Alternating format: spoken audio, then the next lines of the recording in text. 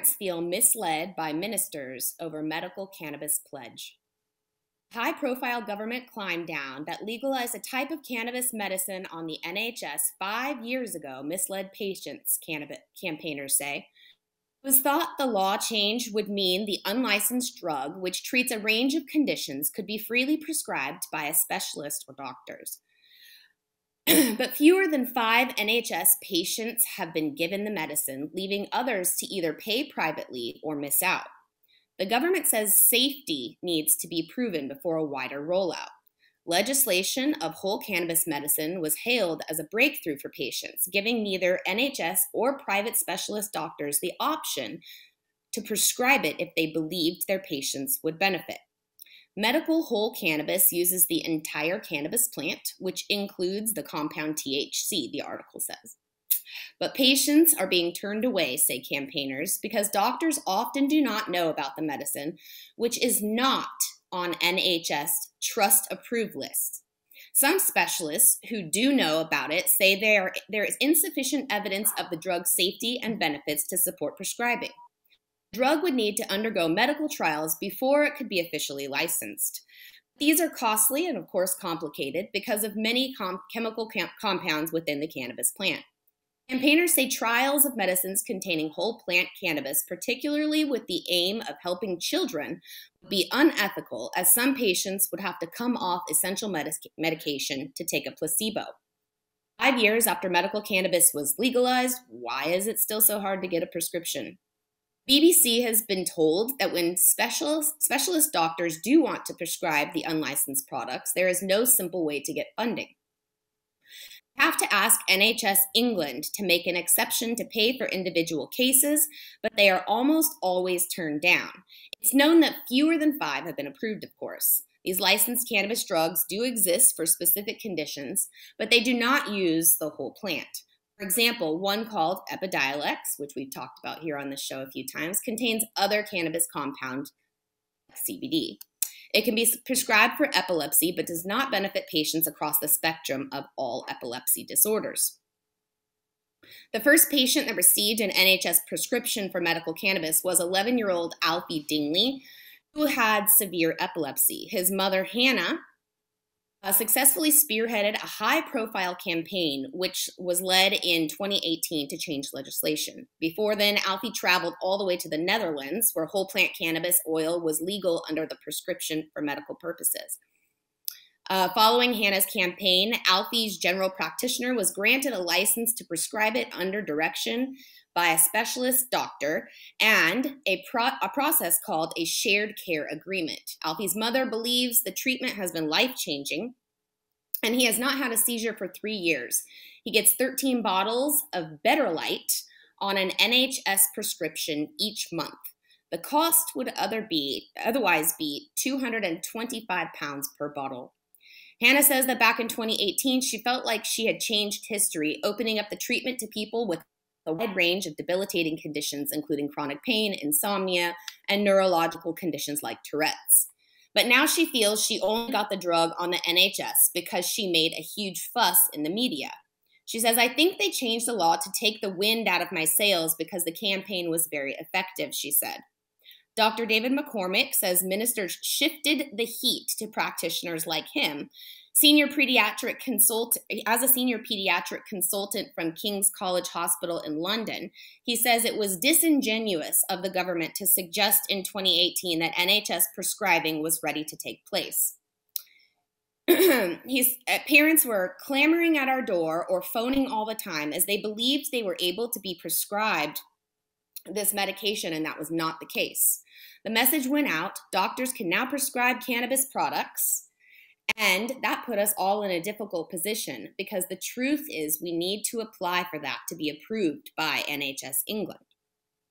Pre-2018, the only way patients could get a hold of cannabis products and use them medicinally was to buy them illegally in the UK or to travel abroad to get them. Now, if the NHS will not pay, which obviously they aren't for most, patients are expected to legally pay for private prescriptions from specialist clinics. There are now 31 private prescribing centers across the UK.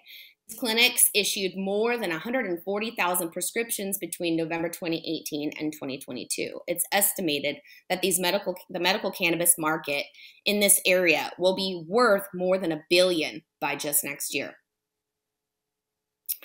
The story goes on to talk about multiple different cases. There's a 13-year-old boy named Jasper who was having 800 seizures a day, and the NHS still did not apply or did not agree to pay for his coverage. There's another little girl whose mom actually was a social worker, and she's having multiple seizures a day. They will not pay for her coverage as well.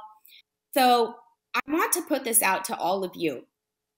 An organizational body says that they go ahead and they approve this medication, but they don't clearly designate a pathway for the customer base. Is that really legalizing?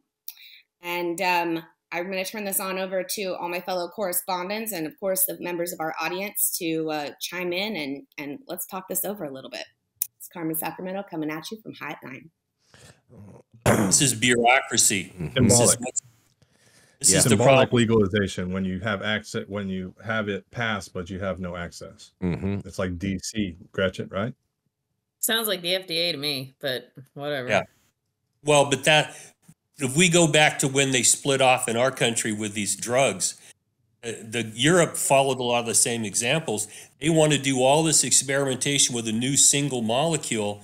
And you know, Mark, you may understand this. If you go back to Dr. O'Shaughnessy, who went to India and studied Ayurvedic medicine, they were using the hell out of cannabis and have been using it for thousands of years. And we can take those examples and bring them forward and find it still works because humans haven't evolved away from cannabis being effective.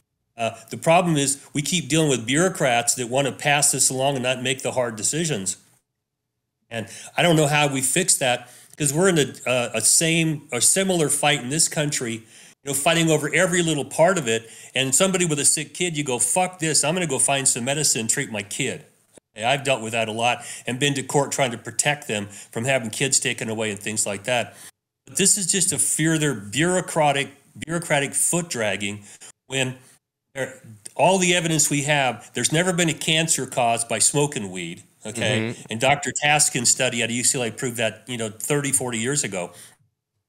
Apoptosis does not lead to all the other lung problems we seem to have, the cancers, things like that. There's a lot of evidence that's out there, and it's not a teratogen. There's no evidence it's ever caused a kid to be born with, you know, little flippers on their shoulder or shit like that.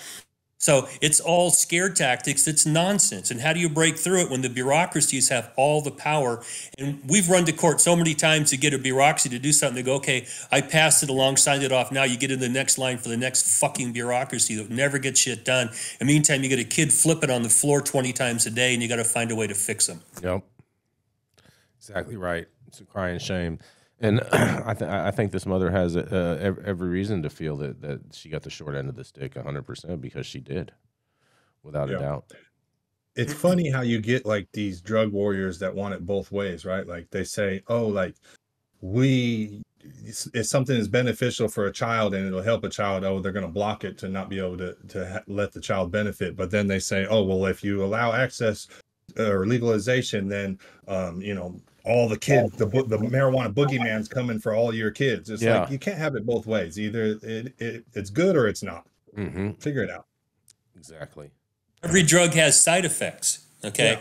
The side effects from this are not the side effects from opioids or from, I mean, cocaine's still legal. They grandfathered cocaine and morphine into the Controlled Substances Act. Marijuana, we're jumping through all these goddamn ridiculous hoops. It's just very frustrating because I dealt with a wife who had cancer, and fuck it, if she's barfing her guts out, and we gave her antiemetics, didn't work. She's smoking all the weed I can get my hands on. That's what you face when you've got a life-threatening situation with a loved one. I don't give a shit about these bureaucracies. If it works, I'm going to do it. Okay? And you can't take that out of a family member who's concerned about one of their family members that's sick, maybe dying, and fuck all these stupid rules. You're going to fix it. Exactly. Exactly, Dale. It would be really interesting for me. Like, I try to think about if my children had condition like epilepsy and like what I would do if I couldn't access the medication that they needed legally. Like, how would I constantly put that back in the face of the decision makers who affect that? And I just really feel for these parents. And you guys know, whenever I get a chance to cover an article about families, this is it. And this is a really big issue. It's the centerfold of like where the medical cannabis movement really started becoming important for parents, right? And then really being outspoken. And it's really shitty that an entire nation would create a paradigm like this and then just go out of their way to ignore the situation. But I guess that's the truth for cannabis all over the world.